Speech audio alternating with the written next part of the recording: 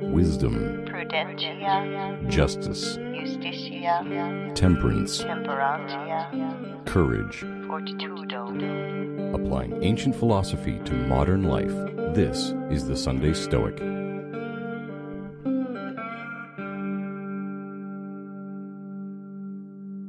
Welcome to the Sunday Stoic Podcast. This is Steve. I hope everyone is having a great day, a great week, and so far a great year. And remember that true good is what we perceive and how we act, not what happens to us.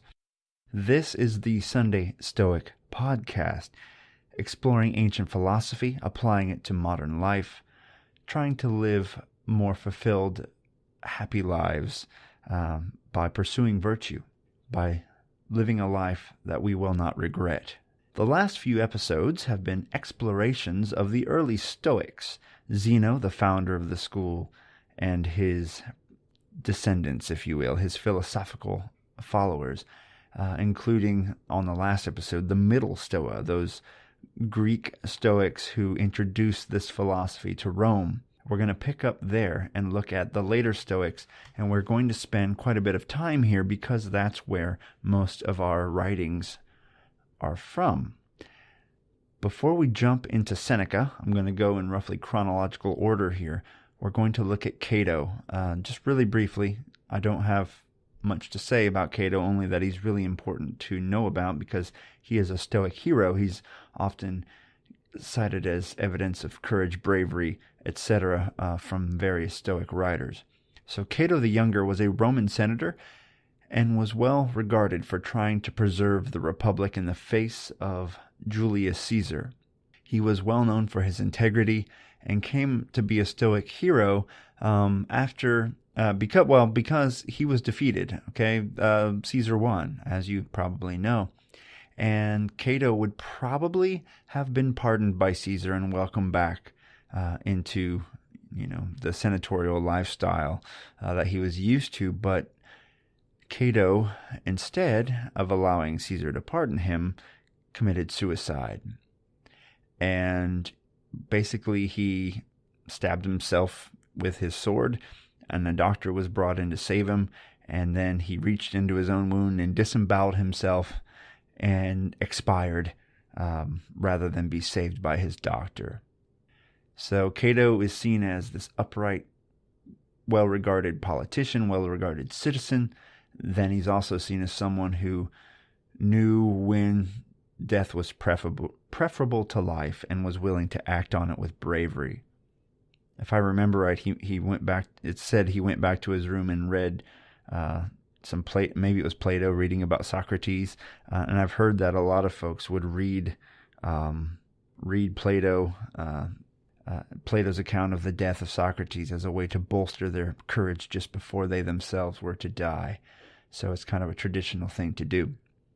Then comes along this guy called Seneca, or Seneca the Younger.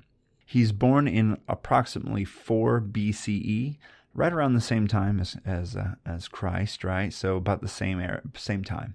And he's born in Cordoba, Spain, and he lives till 65 AD, or in the Common Era, right, in Rome.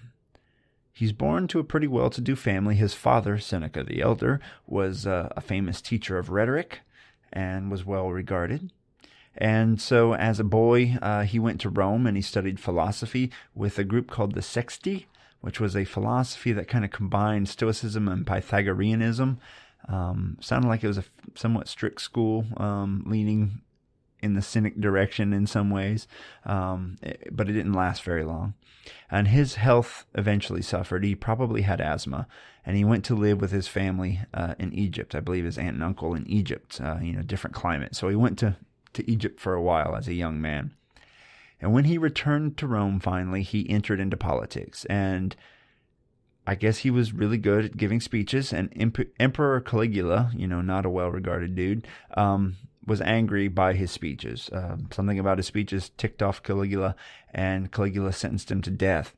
But the emperor looked at how sick he was and figured he'd die soon anyway, so he spared his life at that point. But shortly thereafter, we have a new emperor, Claudius, And I don't know, politics, I know politics suck now, but back then it was like people would frame you and set you up, or, flat out lie about you or whatever, and then, have you killed. And so what happens here is, I think it's Claudius's wife, accuses Seneca of adultery, and he is exiled to the island of Corsica, which was considered a pretty big deal in Rome to be exiled.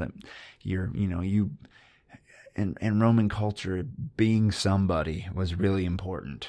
Being someone in power, being someone of wealth, being someone with in a good office, that was a big deal. And so the worst thing, and being a Roman was a big deal. And the worst thing they could think of, other than killing you, is to make you leave all that behind and be a nobody in the middle of nowhere. So they send Seneca to the middle of nowhere at the time. I'd love to be exiled to Corsica now, but he's sent to Corsica.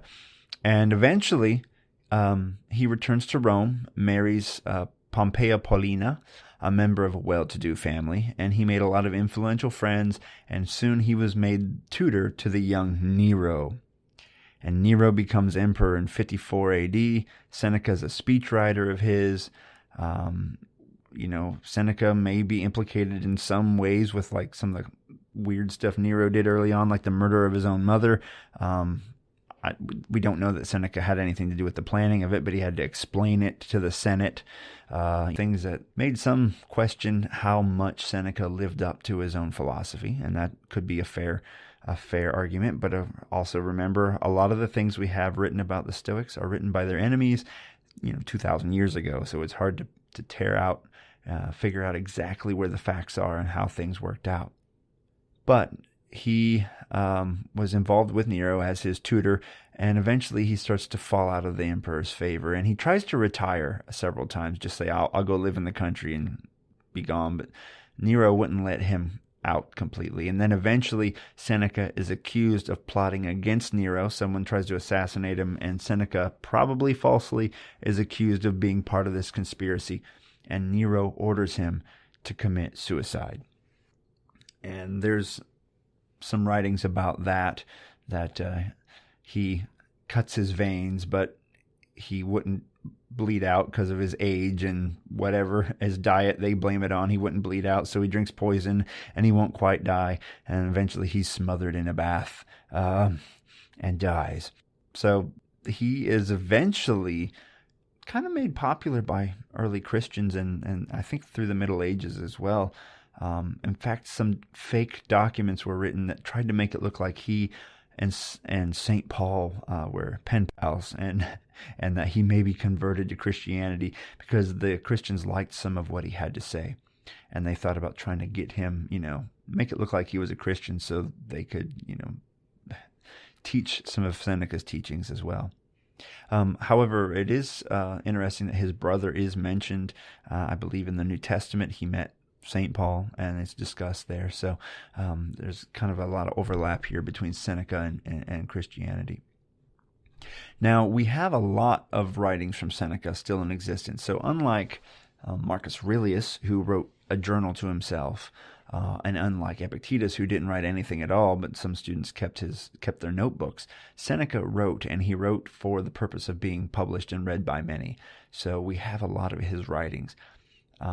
So we have plays. He was a playwright that probably influenced William Shakespeare and others. We have letters and what I'll just call essays.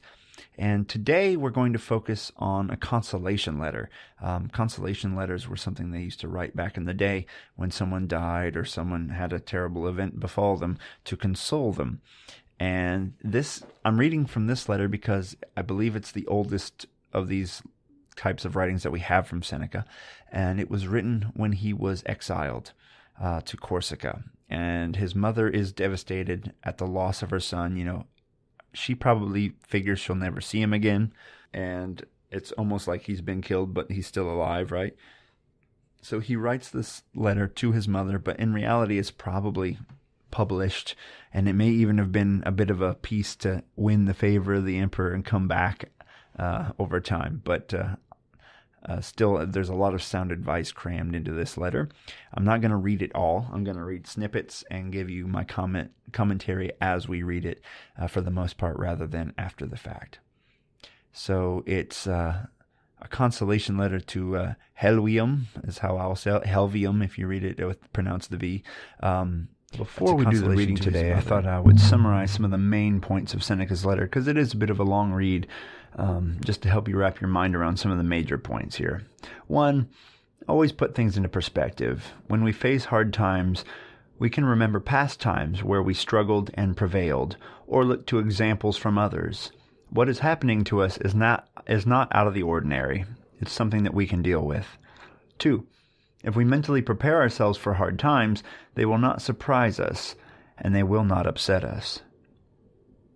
3, exile is not an evil, just a change of location, and a change that offers one a chance to ponder the important things of life.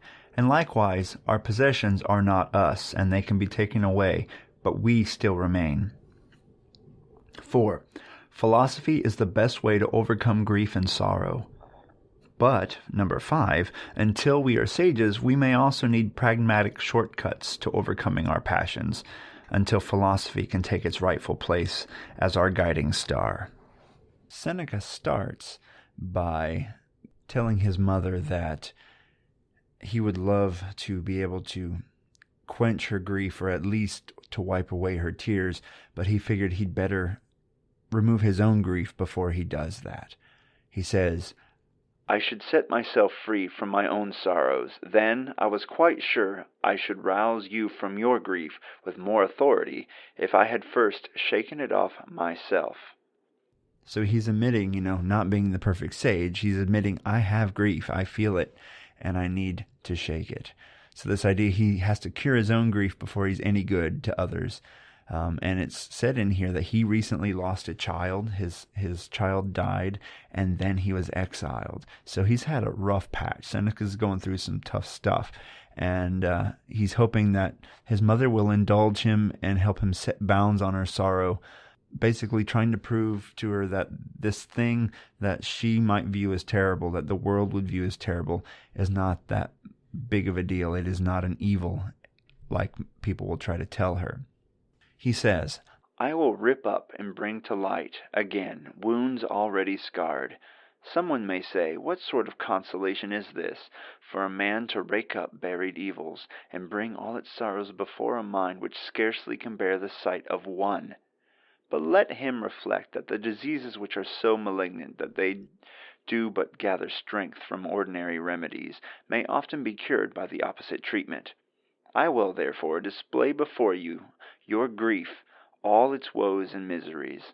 This will be to effect a cure, not by soothing measures, but by cautery with the knife, or by cautery and with the knife. What shall I gain by this? I shall make the mind that could overcome so many sorrows ashamed to bewail one wound more in a body so full of scars.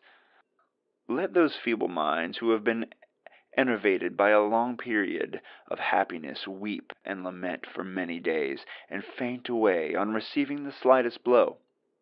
But those whose years have all been passed amid catastrophes should bear the severest losses with brave and unyielding patience. Continual misfortune has this one advantage, that it ends by rendering callous those whom it is always scourging."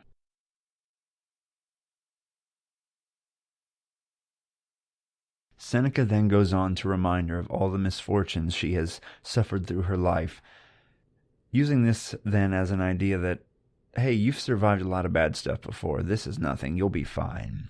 But then he goes on to say, "I have done this by way of a heroic remedy, for I have determined to conquer this grief of yours, not merely to limit it, and I shall conquer it, I believe, if in the first place I can prove that I am not suffering enough to entitle me to be called unhappy, let alone justify me rendering my family unhappy. And secondly, if I can deal with your case and prove that even your misfortune, which comes upon you entirely through me, is not a severe one. The point to which I shall first address myself is that of which your motherly love longs to hear. I mean that I am not suffering. If I can, I will make it clear to you that the events by which you think I am overwhelmed are not unendurable. If you cannot believe this, I at any rate shall be the more pleased with myself for being happy under circumstances which could make most men miserable. I will add for your greater comfort that it is not possible So he's going on to say, in somewhat an Epicurean fashion, that nature's needs are easy to meet. It's all this excess stuff that makes people miserable when they've lost it.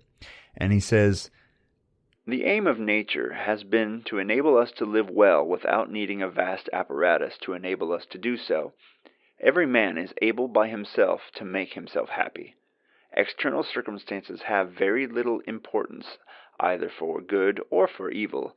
The wise man is neither elated by prosperity nor depressed by adversity, for he has always endeavored to depend chiefly upon himself and to derive all joys from himself. And then the important part here, everybody. Do I then call myself a wise man? Far from it. For were I able to profess myself wise, I should not only say that I was not unhappy, but should avow myself to be the most fortunate of men, and to be raised almost to the level of a god. As it is, I have applied myself to the society of wise men, which suffices to lighten all sorrows, and not being as yet able to rely upon my own strength, I have betaken myself for the refuge to the camp of others, of those, namely, who can easily defend both themselves and their friends. They have ordered me always to stand, as it were, on guard, to mark the attacks and charges of fortune long before she delivers them. She is only terrible to those whom she catches unaware. He who is always looking out for her assault easily sustains it. For so also an invasion of the enemy overthrows those by whom it is unexpected. By those who have prepared themselves for the coming war before it broke out, stand their ranks fully equipped and repel with ease the first, which is always the most furious onset. I never have trusted in fortune, even when she seemed most peaceful. I have accepted the gifts of wealth, high office, and influence which she has so bountifully bestowed upon me in such a manner that she can take them back again without disturbing me. I have kept a great distance between them and myself, and therefore she has taken them, not painfully torn them away from me. No man loses anything by the frowns of fortune unless he has been deceived by her smiles. Those who have enjoyed her bounty as though it were their own heritage forever, and who have chosen to take precedence of others because of it, lie in abject sorrow when her unreal and fleeting delights forsake their empty, childish minds. Whew, bit of reading there. But he says, I'm not a wise man, far from it, but I learn from wise men. I am like a soldier at the feet of the wise general, and I've been taking their advice and learning from what they tell me to do, and I have prepared myself. And I also like the fact that he says, all these blessings that have been given to me, I've been happy to have them, but they're not me. The things that I had, my wealth, my power, etc., they're not me. I've kept them separate from myself. So when they're taken away again, I'm still who I am. I am not changed by their loss. Setting aside, then, the verdict of the majority, who are carried away by the first appearance of things and the usual opinion about them, let us consider what is meant by exile. Clearly a changing from one place to another. That I may not seem to be narrowing its force and taking away its worst parts, I must add that this changing of place is accompanied by poverty, disgrace, and contempt. Against these I will combat later on. Meanwhile, I wish to consider what there is unpleasant in the mere act of changing one's place of abode. It's unbearable, men say, to lose one's native land. Look, I pray you, on these vast crowds, from whom all the countless roofs of Rome can scarcely find shelter. The greater part of those crowds have lost their native land. So he goes on for quite some time to give examples of people moving, changing one location for another.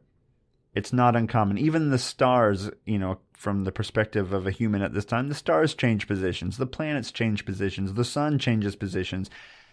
Everything is fixed is unfixed and flowing, if you will. So changing location is not a worthy reason to be sad. He goes on to say, "Believe me, this is the work of whoever was the creator of the universe, whether it be an all-powerful deity, an incorporeal mind which effects vast works, a divine spirit by which all things from the greatest to the smallest are equally pervaded, or fate and an unalterable connection of sequence of events. This, I say, is its work, that nothing above the very lowest can ever fall into the power of another. All that is best for a man's enjoyment lies beyond human power, and can neither be bestowed or taken away. This world, the greatest and most beautiful of nature's productions, and its noblest gift, a mind which can behold and admire it, are our own property, and will remain with us as long as we ourselves endure. Let us therefore briskly and cheerfully hasten, with undaunted steps, whithersoever circumstances call us. Let us wander over whatever countries we please. No place of banishment can be found in the whole world in which man cannot find a home. I raise my eyes from the earth to the sky in one place as well as in another. The heavenly bodies are everywhere equally near to mankind. Accordingly, as long as my eyes are not deprived of that spectacle of which they can never have their fill, as long as I am allowed to gaze on the sun and the moon and to dwell upon the other stars." He goes on later to say, "Next, need an exile regret his former dress and house? If he only wishes for these things because of their use to him, he will neither want roof nor garment, for it takes little to cover the body, as it does to feed it. Nature has annexed no difficult conditions to anything which man is obliged to do. If, however, he sighs for the purple robe, steeped in floods of dye, interwoven with threads of gold, and with many-colored artistic embroideries, then his poverty is his own fault, and not that of fortune. Even though you restored to him all that he has lost, you would do him no good, for he would have more unsatisfied ambitions, if restored, than he had unsatisfied once when he was in exile. That you may not suppose that I merely use maxims of philosophers to disparage the evils of poverty, which no one finds terrible unless he thinks it so, consider in the first place how many more poor people there are than rich, and yet you will not find that they are sadder or more anxious than the rich. Nay, I am not sure that they are not happier, because they have fewer things to distract their minds."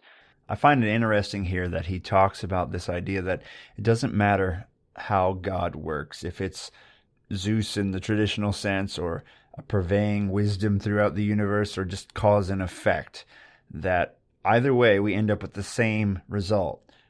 We are part of the universe with a brain, which is part of the universe, that can ponder the universe. It's this amazing gift, and we need to take advantage of that, and it can't be taken away just because we're moved from one location to another. And he also says, hey, no matter where I am, I'm just as close to the stars. As in many cases with Stoicism, it's not about what happens to you, it's how you think about it. And he does it again then with this idea of poverty. If you have enough to eat, it may not be anything fancy. You have some ramen noodles and some broccoli, and you have a robe to wear. You're not naked and a thatch roof over your head. You have the bare essentials, then you are good to go. If you wish you had fancier things, that's your own fault. In that sense, poverty is your own fault if you're not happy with the bare minimum it takes to survive as a human being. So this is that argument that I've heard made by the Epicureans as well, that the needs of nature are easy to meet. It's all this extra stuff that causes harm and trouble and worry and anxiety in people, trying to pursue the newest tennis shoe or phone, the new iPhone or whatever. That's unnecessary things that cause stress. And he goes on to say that it's well known that Homer had one slave, Plato had 3, and that Zeno, who first taught the stern masculine doctrine of the Stoics, had none. Yet could anyone say that they lived wretchedly without himself being thought a most pitiable and wretch by all men? So he's like, hey, some of these people only had 2 or 3 slaves, and yet they were okay. So it's weird when you run into those examples of just, wow, that was a very different time. But Zeno had no slaves, so at least we got that going for us as followers of Stoicism. He later goes on to say, I am aware that this is a matter which is not in our power, and that none of our passions, least of all that which arises from grief, are obedient to our wishes. It is better, therefore, to conquer than to cheat it, for a grief which has been deceived and driven away, either by pleasure or business, rises again, and its period of rest does nothing but give it strength for a more terrible attack. But a grief which has been conquered by reason is appeased forever. Therefore, I would fain lead you to the study of philosophy, the true place of refuge for all those who are flying from the cruelty of fortune. This will heal your wounds and take away your sadness. Philosophy is your most trustworthy guardian, and it alone can save you from the attacks of fortune. Since, however, you require something to lean upon until you can reach that haven of rest which philosophy offers you, I wish in the meantime to point out those consolations which you have. He goes on at this point to remind her of all the people in her life that she can talk to and lean on. So Seneca has this habit of giving you the philosophy, but then saying, since we're not a sage, don't forget here's another way to get by until you are more wise or have studied philosophy more. So in this case, she has brothers, a sister, and friends that she can talk to and rely on to help her as she misses Seneca. And then the very end of the letter here, I'll read this last little bit in its entirety. However, since it is necessary, whatever you do, that your thoughts should steer sometimes back to me, and that I should now be present in your mind more often than your other children, not because they are less dear to you, but because it is natural to lay hands more often upon a place that pains one. Learn how you are to think of me. I am as joyous and cheerful as in my best days. Indeed, these are my best, because my mind is relieved from all pressure of business, and is at leisure to attend to its own affairs, and at one time amuses itself with lighter studies, at another eagerly presses its inquiries into its own nature and that of the universe. First it considers the countries of the world and their position, and the character of the sea which flows between them, and the alternate ebbings and flowings of its tides. Next it investigates the terrors which hang between heaven and earth, and the region which is torn asunder by thunderings, lightnings, gusts of wind, vapor, showers of snow and hail. Finally, having traversed every one of the realms below, it soars to the highest heaven, enjoys the noblest of all spectacles, that of things divine, and remembering itself to be eternal, reviews all that has been and all that will be forever and ever. So that's how Seneca ends the letter to his mom.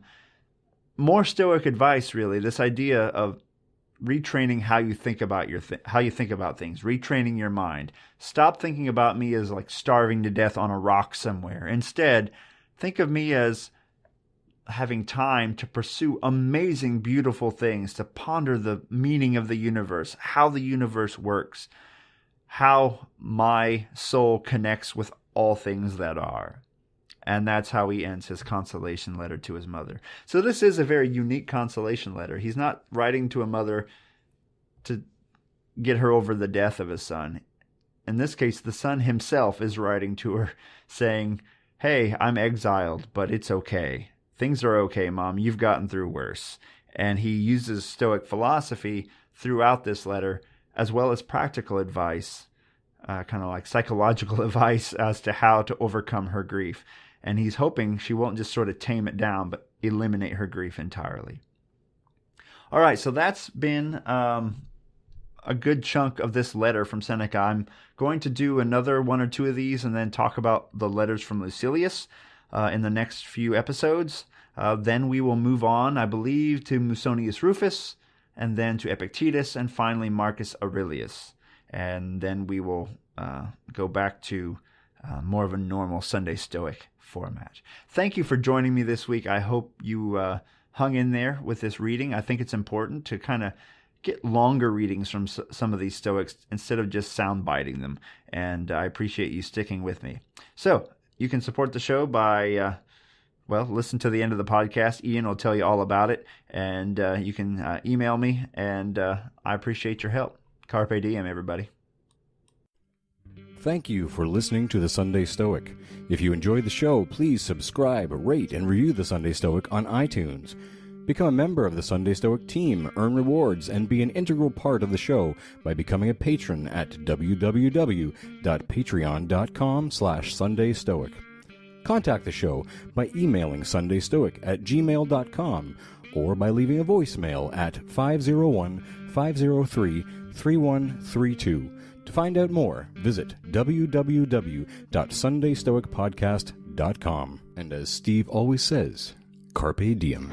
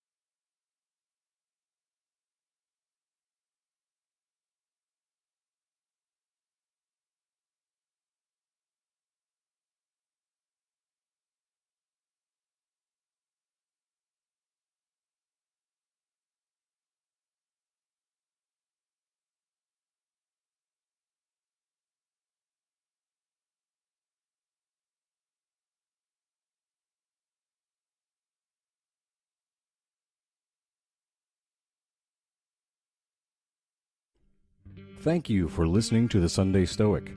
If you enjoyed the show, please subscribe, rate, and review The Sunday Stoic on iTunes.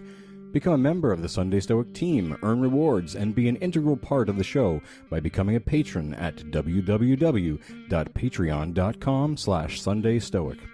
Contact the show by emailing sundaystoic@gmail.com or by leaving a voicemail at 501-503-3132. To find out more, visit www.sundaystoicpodcast.com. And as Steve always says, Carpe Diem.